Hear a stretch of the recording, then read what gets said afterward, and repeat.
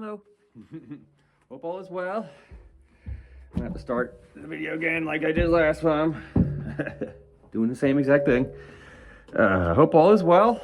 I hope the last lesson wasn't too difficult. I just tried to give you something, a simple pattern, all right? And then today I figure I'm gonna, ow. Damn, I didn't expect that.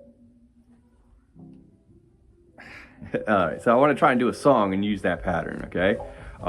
This song's kind of old, but it's easy, and that's why I kind of like it, okay? But it's a good way to use the pattern. All right, so sorry, that was loud. The song we're gonna do is called The Rumble, okay? If you want to look it up on YouTube, if you have a phone, or if your mom or dad have a phone or a computer or something, you want to type it in, go into YouTube and type in The Rumble, okay, by Link Ray. Link Ray spelled LinkWray. And this is a very famous song and from back in the day. It's pretty easy, but it's like one of the first cool, real rock and roll songs that uses power chords. So we're gonna kind of cover, it's not really even power chords though. They say they're power chords, but they're really just open major chords. Okay? So we're gonna start with a D chord, all right? This is the most used chord in the song, all right? So we're gonna start with the pointer finger on the G string, okay, on the 2nd fret. Here, 1, 2. Then you're gonna take your middle finger, the very next finger, you're gonna go to the E string on 2, okay? So now you have a B string you're not touching going between those two fingers. Your ring finger is gonna grab that string on 3. Okay, and you play from the A string down, okay? So you're gonna go 1, 2, that's the first 2 hits. So 3 hits at the beginning. The third hit is gonna be an E major. Okay? Pointer finger on G, then you got your middle finger on the A string on 2, pointer finger on the 1st fret, and then you got your ring finger on the 2nd fret of the D string here. Okay? So D, D, you know what I should do? It just occurred to me that you might not know this song. So if you do listen to it, haven't listened to it yet, and you're in the middle of this lesson, I'm gonna play it real quick through one time, and this is how it should sound. 1, 2, 3. 2, 3, 4. That's D, D, E. One more time. Next time, do the same thing, D, D, E. All right, and then the next one's gonna be a D, D, A. 4, 1, and then back to D, D, E. D, D, 3, 4, 1, 2, and then the last one. This is a new chord. That note if you want, and then comes the scale. And it starts over again. All right. So the first 2 are D, D, E's. D, D, E. So I showed you those 2 chords already. All right. So let's say you did that twice already. All right. Now, these chords are kind of tricky. Don't worry. Try. I can kind of show you some easier ways. So let's say if we wanted to do the D chord, I kind of expect you should at least try and get to this. If you want to try and simplify it, take off these 2 fingers and just hold 1 finger on the G string, and then just strum A, D in the G strings. Okay. So this one you kind of have to be able to do. Okay. I think you should be able to do both of these. Okay, 1, 2, ready, go. Actually, 1, 2. So on 3, you go 1, 2, 3, 4, and then E, 2, 3, 4, 1, 2, D, E, 2, 3, 4. Now we're gonna go D, D, A. D, D. Now the A chord is gonna be similar to the D chord in the sense that you could do it with 1 finger right here, pointer finger on the D string on 2, and then you just hit the A and the D string together. But I kind of want to see, you could do 3 fingers too. You may have learned this, or I don't know if I showed you this yet. A lot of people play the A chord with 3 fingers, but I think you probably be able to do it with 1, meaning that you could just do what these 3 fingers are doing. Pointer finger on the D string on 2, middle finger on the G string on 2, and then your ring finger on the B string on 2. Okay? try it like that first, okay? So D, D, D, okay? But you could also hold it with 1 if you wanted to. And see if you could bar the D, G, and B string, excuse me. Okay, so that's the third time through. First 2 times are D, D, E. And the second time, D, D, E. Second time, third time, D, D, A. 2, 3, 4, 1, then back to D, D, E. D, D, E, 2. And then there's the last one is to be a new chord for you.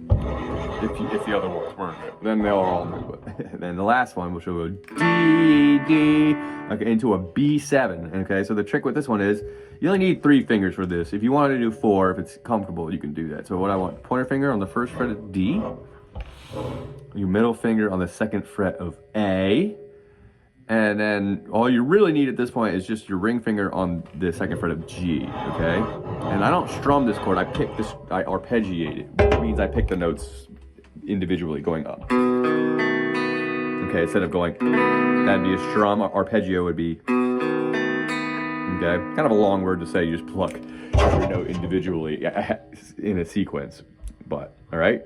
So the trick is you wanna go, once you hold the chord, A string, D string, G string, B, okay? That's the one way to do it.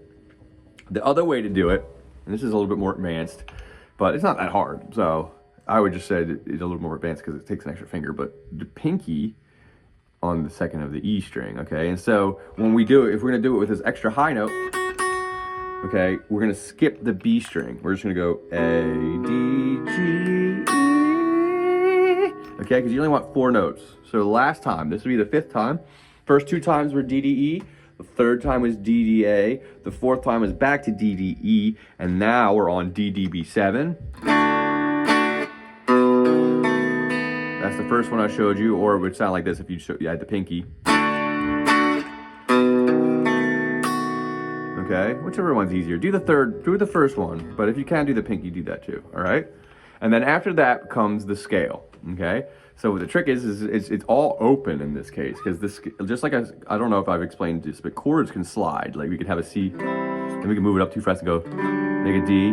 And it gets getting a little weird in some places, because some strings just don't work like that. But a lot of chords do though, like.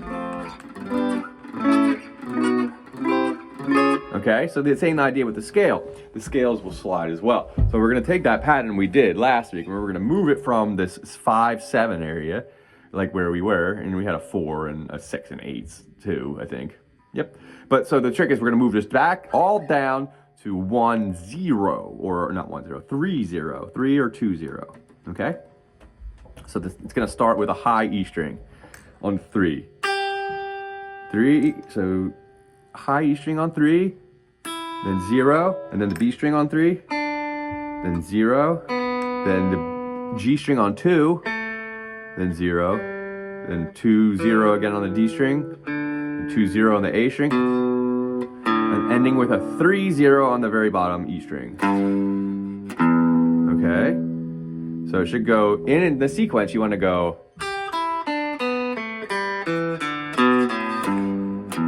Hold the last one a little bit longer. All of them are like 1 and 2 and 3 and 4 and 1 and 2, 4. Yeah, a little bit longer on the last one, all right? So pretty much I'm trying to use this descending scale pattern, pentatonic, in the key of E, which technically this is a minor, you know, but technically if you played it in G, you could be in G too, you know, where I said how they have a related major and minor. But so we're gonna treat it as the minor in this case. So let's do it again.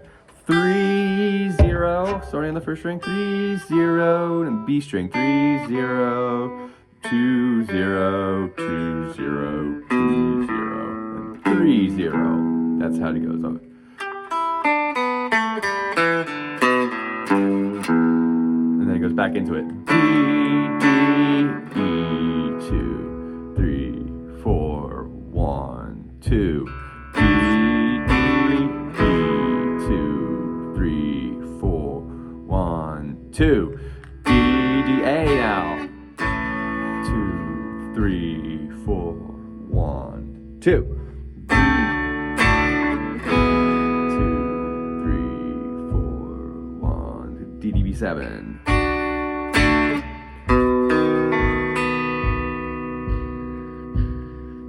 Two,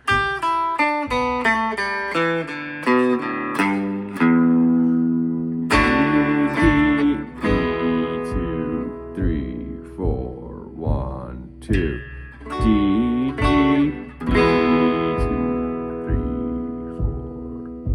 A, D, D, A, 2, 3. I missed the A string. 2, actually, E, E,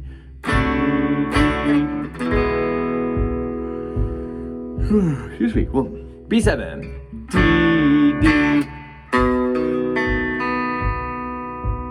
1, 2. Okay? Alright, try that. That's a good way to try and get yourself used to this scale. I want to be able to try and see it on the guitar, you know, 3 0 3 0 2 2 2 3, and with all the zeros too. Okay? Alright, give that a shot. I'll see you next time. Alright, bye-bye.